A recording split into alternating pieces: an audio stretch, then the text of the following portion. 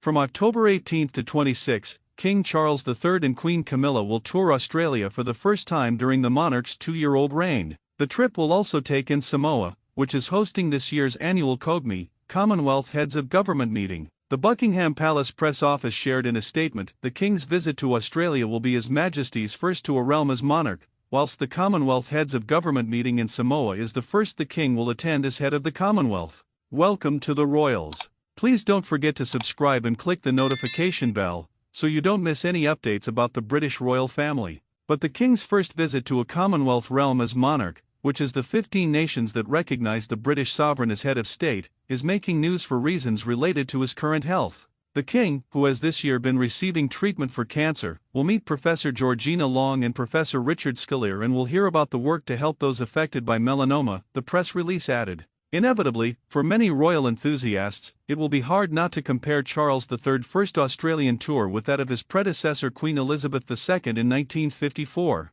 The late Queen Elizabeth visited every state of Australia, every territory, including 7 capital cities and 70 towns, in 58 days, GBN's royal correspondent Cameron Walker shared. In contrast, the King is going to be spending, we understand, less than a week in Australia, and he's only going to be visiting Sydney and Canberra. As we knew, doctors had given the King the green light to travel. It is going to be the first long-haul travel the King has done since his cancer diagnosis, he added. But it's very clear from the information I've received this afternoon that adaptions have been made. For example, New Zealand originally was on the agenda for the King and Queen to travel to that has now been ruled out on doctors' advice. Reflecting the King and Queen's advanced ages at 75 and 76, respectively, Walker further observed time has been factored in for the King to rest between engagements and between travel. Of course, it's a long way to go, halfway across the world, in order to keep his energy levels up on that tour. One royal insider stepped forward to share how the lack of royal travel to Commonwealth realms since the King's accession to the throne has been unfortunate and concerning.